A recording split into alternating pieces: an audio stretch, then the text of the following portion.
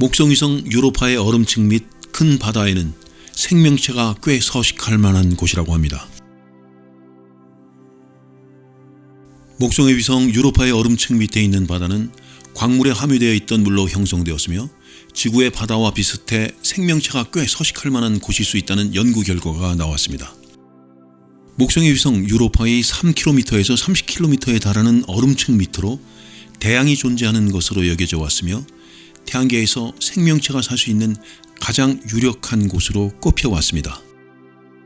미국 항공우주국 나사의 제트추진연구소 행성과학자 다스와니 박사가 이끄는 연구팀은 갈릴레오호가 8년에 걸쳐 탐사한 자료를 토대로 유로파의 핵과 규산형 광물층, 대양의 성분과 물리적 특성 등을 파악할 수 있는 모델을 만들어 이러한 결론을 얻었다고 밝혔습니다. 연구팀은 유로파의 대양이 암석 등에 포함된 방사성 물질의 붕괴로 야기된 열과 목성 및 이오, 가니메데 등 다른 위성과의 중력 작용에 따른 조성력으로 광물에 갇혀있던 물이 흘러나와 형성된 것으로 분석했습니다. 연구팀은 또 유로파의 대양이 처음에는 이산화탄소와 칼슘, 황 등의 농도가 높은 약산성 상태를 보인 것으로 확인했습니다. 다스와니 박사는 유로파 표면에 염화물을 보여주는 허블 우주망원경 자료와 함께 우리 연구의 시뮬레이션 결과는 유로파의 바닷물이 염화물이 풍부해졌을 가능성이 높다는 점을 시사하고 있다면서 이는 유로파 대양의 성분이 지구의 바닷물에 가까워졌다는 말로 우리는 유로파의 대양이 생명체가 서식하기에 아주 적합할 수 있는 것으로 믿고 있다고 밝혔습니다. 다스와니 박사는 또 우리 모델은 유로파 옆에 있는 가니메데와 토성의 위성 타이탄 등 태양계의 다른 위성들에 있는 대양도 유로파와 비슷한 과정을 거쳐 형성되었을 수 있다는 점을 시사하고 있다고 했습니다. 연구팀은 프랑스와 체코 연구진과 공동으로 유로파 대양의 해저 화산이 염화물이 풍부한 바닷물로 바꿔놓는 작용을 했는지를 규명하는 연구를 진행하고 있다고 밝혔습니다. 유로파는 지구의 달보다는 약간 작지만 두꺼운 얼음층 및 대양은 깊이가 65km에서 160km에 달해 바닷물의 양은 지구의 2배에 달할 수 있는 것으로 추정됩니다.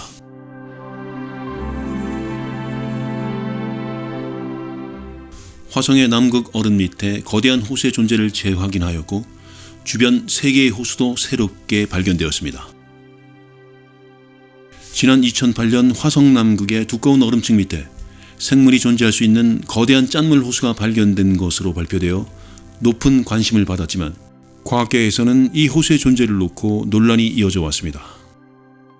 유럽우주국 ESA의 화성궤도선 마르지 익스프레스가 2012년에서 2015년에 걸쳐 29차례 측정한 레이더 자료를 토대로 한 것인데 호수가 있다고 단정하기에는 자료가 부족하다는 것이었습니다. 그러나 레이더 관측을 2019년까지 134회로 대폭 늘린 추가 연구에서 이 호수뿐만 아니라 주변의 3개의 다른 작은 호수도 함께 있다는 새로운 결과가 나와 화성 남극의 두꺼운 얼음층 밑에 호수가 존재하는 쪽으로 힘이 실리고 있습니다. 이탈리아 로마 제3대학의 페티넬리 교수가 이끄는 연구팀은 마르지 익스프레스에 장착된 첨단 레이더 장치인 마시스를 이용해 남극 지역을 관측한 결과를 과학저널 네이처 천문학에 발표했습니다. 네이처와 외신 등에 따르면 마시스는 전파를 쏜 뒤 되돌아오는 신호를 파악해 바위나 얼음, 물 등의 물질을 확인하는데 1km 이상의 남극 얼음층 아래에서 액체로 된 물을 나타내는 신호를 포착했습니다. 물 신호가 포착된 지역은 약 7만 5천 제곱킬로미터에 걸쳐 있으며 중앙에 지름이 30km에 달하는 대형 호수가 형성되어 있고 주변에 수 킬로미터에 달하는 3개의 작은 호수도 있는 것으로 파악되었습니다.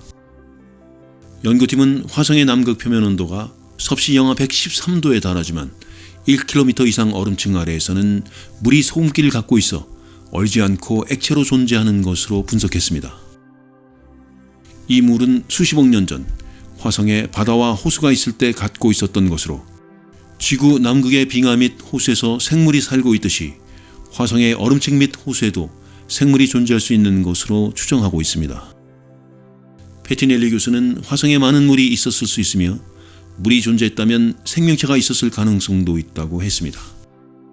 문제는 이 물의 염도인데 바닷물의 5배까지는 생명체가 버틸 수 있지만 그 이상으로 높아지면 가능성은 줄어들게 되는 것으로 지적되었습니다. 얼음 환경의 미생물을 연구해온 몬태나 주립대학의 프리스코 박사는 염도가 바닷물의 20배에 달하면 해양 생물이 존재할 수 없다면서 마치 소금에 절인 것처럼 되며 화성이 그런 상태일 수 있다고 했습니다. 또 호수의 존재를 뒷받침하는 추가 자료가 제시되었지만 열이 충분하지 않은 점을 들어 액체 상태의 물이 존재할 수 있는지에 대해 여전히 이견이 제시되고 있습니다.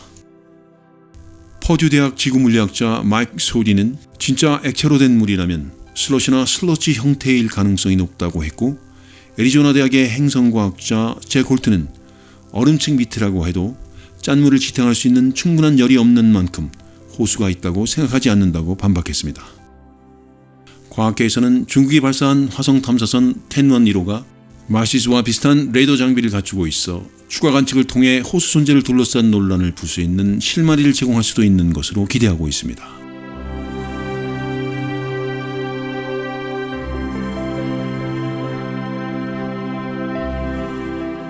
목성위성 유로파에서 마침내 수증기 물 분자 형태의 존재를 확인하였다고 합니다.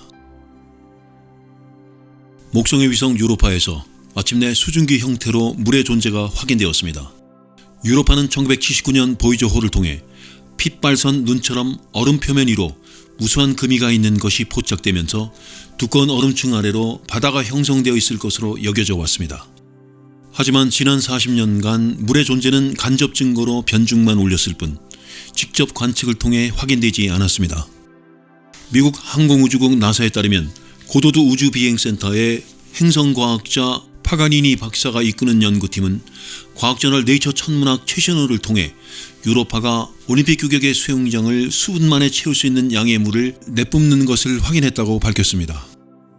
연구팀은 하와이의 마우나 케아산 정상에 있는 WM 캑 전문대의 분광기로 적외선을 흡수 또는 방출하는 것을 분석해 대기 중의 물 분자 존재를 확인했습니다. 파가니니 박사는 생명체에 필요한 3가지 요건 중 탄소와 수소, 산소, 질소, 인, 황 등 필수 화학 원소와 에너지원은 태양계 도처에서 발견되고 있지만 나머지 하나인 물은 지구 밖에서는 찾기가 어려웠다면서 액체 상태의 물을 직접 확인한 것은 아니지만 수증기라는 물의 차선 형태로 이를 찾아냈다고 했습니다. 미국의 갈릴레오호가 1995년부터 8년간 목성 궤도를 돌면서 유로파와 인접한 목성의 자기장의 교란 현상이 생기는 것을 측정해 유로파 얼음층 밑에 전도성 액체인 짠물이 존재할 가능성이 높은 것으로 제시하기도 했습니다. 또 2013년에는 허블 우주망원경을 통해 목성의 대기에서 물 분자를 구성하는 수소와 산소 원자를 포착했으며 몇 년 뒤에는 유로파가 목성 앞을 지나갈 때 수증기 기둥 같은 윤곽이 포착되기도 했지만 물의 존재를 입증하는 확정적 증거는 되지 못했습니다. 이번 수증기 관측 결과는 수킬로미터 두께의 유로파 얼음층 아래로 지구 2배에 달할 수 있는 바다가 존재할 수 있다는 가설을 뒷받침해주는 것으로 받아들여지고 있습니다.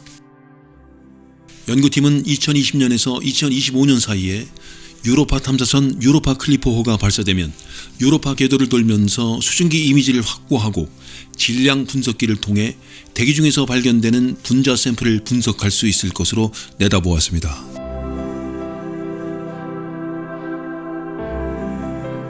칠레의 아타카마 사막 얕은 점토층에서 화성의 생명체 단서를 찾았습니다. 지구에서 가장 건조해서 화성 상황을 유추할 수 있는 모델이 되어온 칠레의 아타카마 사막의 얕은 점토층에서 다양한 미생물이 발견되어 화성에서 생명체 흔적을 찾을 수 있는 단서가 될 수 있을 것으로 기대되고 있습니다. 코넬 대학교와 스페인 우주생물학 연구소 연구진은 아타카마 사막에서 발견된 지하 점토층과 서식 미생물을 연구한 결과를 과학저널 사이언티픽 리포츠에 발표했습니다. 연구팀에 따르면 이 점토층은 아타카마 사막 중심에 있는 중가이 지역의 30cm 깊이밖에 안 되는 하층토에서 발견되었습니다. 이 점토층은 기온이 섭씨 17도로 유지되고 수분 가용성을 나타내는 수분 활성도가 0.78로 나타났습니다. 초건조 상태인 아타카마 사막 표면의 온도가 섭씨 0도에서 섭씨 54도의 큰 진폭을 갖고 있고 수분 활성도도 0.01에서 0.5에 그친 것을 고려할 때 온도나 습도 면에서 혹독한 환경에 있는 표면과는 완전히 분리되어 있는 것으로 지적되었습니다. 연구팀은 이 점토층에서 30여 종 이상의 호염성 미생물이 활발하게 움직이는 것을 확인했으며 다양한 고대 미생물의 흔적도 찾아냈습니다. 연구팀은 표면과 완전히 분리된 지하 미생물 서식지를 찾아낸 이번 연구 결과가 화성 생명체 흔적 탐사에서 중요한 우주 생물학적 의미가 있다고 지적했습니다. 논문의 저자인 파이렌 박사는 극도로 건조한 아타카마 사막의 지하 점토층에서 살아있는 다양한 미생물군을 발견하고 점토 안에서 고대 미생물의 생체 흔적을 찾아낸 것은 화성에서도 로버나 착륙선이 쉽게 접근할 수 있는 얕게 형성된 점토층에서 생체 신호를 찾아낼 수 있다는 점을 시사하는 것이라고 했습니다. 연구팀은 점토층 분석에 질량 분석기와 라만 분광기를 이용했는데 이는 화성에서 활동 중이거나 화성을 향해 가고 있는 로봇들이 장착한 장비와 비슷한 것들입니다. 파이렌 박사는 이번 연구 결과는 화성에서 수십억 년 전에 비슷한 일이 벌어졌거나 지금도 진행되고 있을 수 있다는 점을 나타내는 것이라면서 화성에 미생물이 있었다면 생물 지표가 남아있을 가능성이 높으며 미생물이 현재도 존재한다면 최근 형태의 생명체도 있을 수 있다고 덧붙였습니다.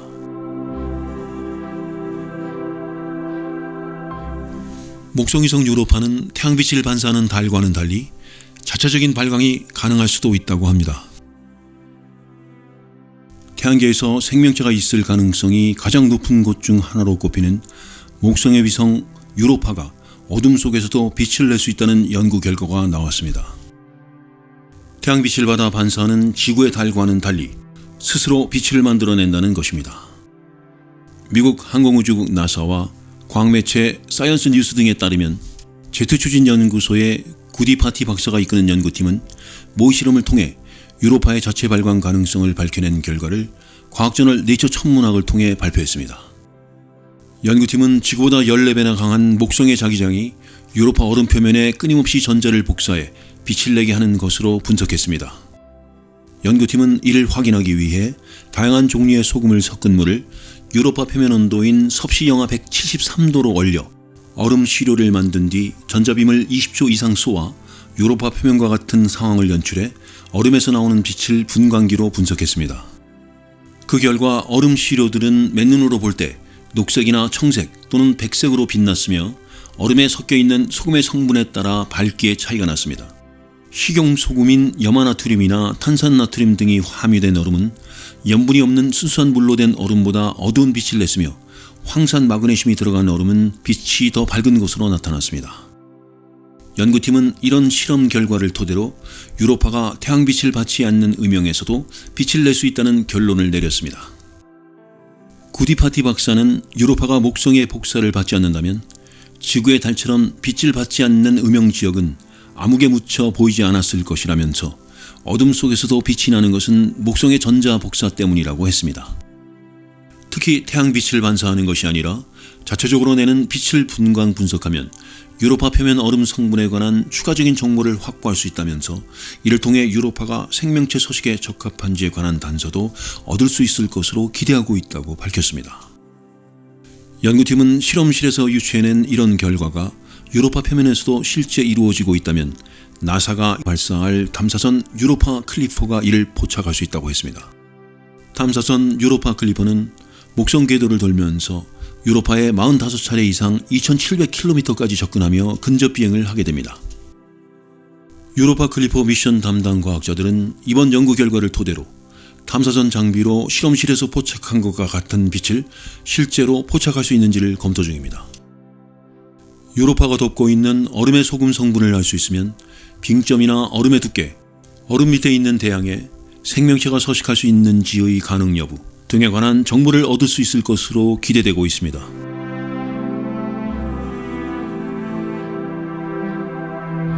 목성의 갈릴레이 위성이 어떻게 형성되었는지에 대한 새로운 형성 모델이 제시되었습니다. 태양계에서 가장 큰 행성인 목성 주변에는 약 400년 전 갈릴레오 갈릴레가 발견한 4개의 갈릴레이 위성이 돌고 있습니다.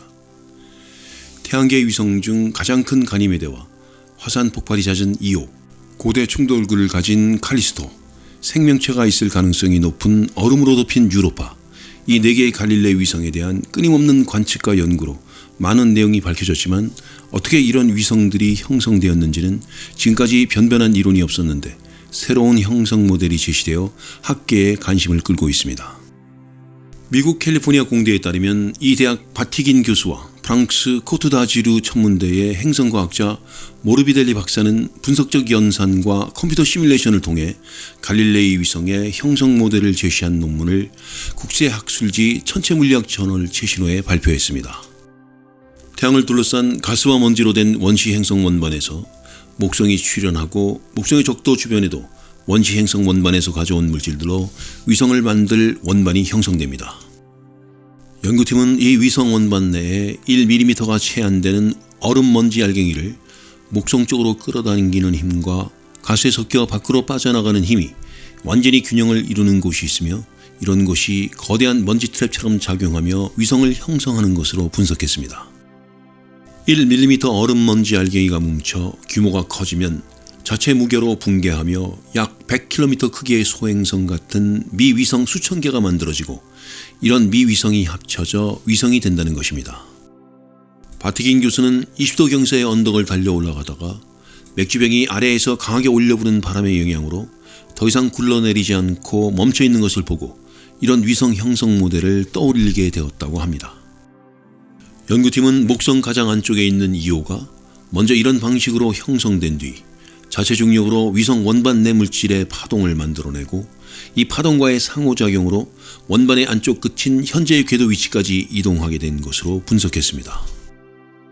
연구팀은 이오가 만들어지는 데에는 약 1000년이 걸리고 10,000년 뒤 유로파가 같은 방식으로 1000년에 걸쳐 형성되었으며 약 30,000년의 휴지기를 거친 뒤 가니메데가 2000년에 걸쳐 만들어진 것으로 제시했습니다. 칼리스토는 위성 원반 내 물질이 거의 고갈된 상태에서 형성되기 시작하여 약 800만 년에 걸쳐 만들어졌으며 다른 갈릴레이 위성들처럼 안쪽으로 많이 이동하지 못한 것으로 분석되었습니다. 그 결과 이오가 목성을 4차례 공전할 때 유로파는 2차례, 가니메데는 1차례 공전하며 주기를 맞추는 라플라스 공명을 유지하지만 칼리스토는 이 공명에 참여하지 못하고 2주 주기로 공전을 하고 있는 것으로 나타났습니다. 모르비델리 박사는 이번에 제시한 목성 위성 형성 과정은 다른 행성에서도 비슷하게 이루어지는 일반적인 것일 수 있다면서 현재 외계행성 PDS-70C 주변에 형성된 원반을 관측 중인데 목성 위성 형성 전 원반에 있었을 것으로 가정했던 것과 마찬가지로 많은 먼지를 가진 것으로 보인다고 설명했습니다. 순항 중인 화성 탐사선 퍼서비어런스가 2020년 10월 27일 현재 여정의 절반을 지나고 있다는 소식입니다. 2020년 7월 30일 발사된 미국의 화성 탐사선 퍼서비어런스가 2020년 10월 27일 낮 화성까지 총 4억 7,080만 킬로미터의 여정 중 절반을 지나며 순항 중인 것으로 발표되었습니다. 2021년 2월 중순까지 2억 3,540만 킬로미터를 더 비행해야 화성에 도착할 것이라 합니다. 미국 항공우주국 나사의 제트 추진 연구소는 퍼서비어런스호가 2020년 10월 27일 낮 1시 40분경 2억 3,540만 킬로미터 지점을 통과하며 정확히 같은 거리를 남겨두게 되었다고 밝혔습니다. 퍼서비어런스호는 2021년 2월 18일 오후 3시 30분경 시속 19,000km로 화성 대기권에 진입해 착륙을 시도하게 됩니다. 퍼서비어런스호는 태양의 중력으로 화성까지 직선으로 날아가지 않고 포물선을 그리며 비행 중입니다. 퍼서비어런스호가 현재 화성까지 총 비행거리로 절반점을 통과했지만 직선 거리로는 지구와는 4,270만 킬로미터, 화성과는 2,880만 킬로미터 떨어져 있어서 실제로는 화성 쪽에 더 가까이 가 있는 상태입니다. 퍼서비어런스호의 현재 위치에서 나사의 제트 추진 연구소 관제소와 송신을 주고받는 데는 2분 22초가 걸리며 화성에 도착했을 때는 지구로부터 2억 900만 킬로미터 떨어져 있게 되는데 이때는 11.5분이 걸리게 됩니다. 퍼서비어런스호의 운영팀은 비행 중에도 레이저 이미저 RIMFAX Radar Imager for Mars Surface Experiment와 환경 분석기 등 로버의 크고 작은 장비와 시스템 상태를 계속 점검하고 있으며 지금까지 별 이상이 없는 것으로 전했습니다. 퍼서비어런스호는 적도 인근의 고대 삼각지로 추정되는 크레이터에 착륙해 고대 미생물의 흔적을 찾는 것을 주요 임무로 갖고 있으며 지질 탐사 및 고대 기후 분석 등을 통해 궁극적으로는 화성 유인 탐사의 길을 열어놓는 역할을 하게 됩니다. 또 나중에 다른 우주선이 회수해서 지구로 가져올 수 있도록 암석과 부서진 돌 조각과 흙, 먼지 등으로 된 돌가루 모양의 물질인 네골루스를 채취해 용기에 보관하는 임무도 갖고 있습니다. 또한 퍼서비어런스호와 비슷한 시기에 발사된 아랍에미리트의 화성 궤도선 아말과 중국의 첫 화성 탐사선 툇넌 1호도 나름대로의 화성 탐사 임무를 수행할 것입니다. 궤도선과 착륙선 그리고 로버로 구성된 툇넌 1호는 퍼서비어런스호와는 달리 화성 궤도에 도착한 뒤 곧바로 착륙하지 않고 몇 개월간 궤도를 돈 뒤 착륙선을 분리해 착륙을 시도하게 됩니다.